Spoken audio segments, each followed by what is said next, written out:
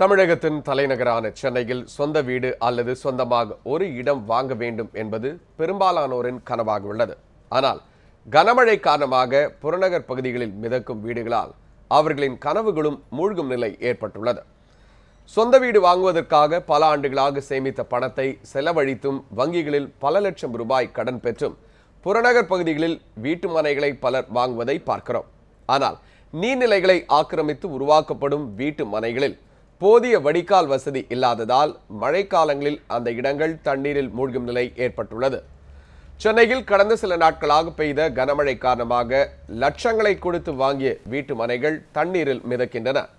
இதனால் அதில் முதலீடு செய்த பலரின் கனவுகளும் சிதைந்துள்ளன. பல லட்சங்களை கொட்டி கட்டப்பட்ட வீடுகளிலும் வசிக்க முடியாத நிலை உருவாகியுள்ளது.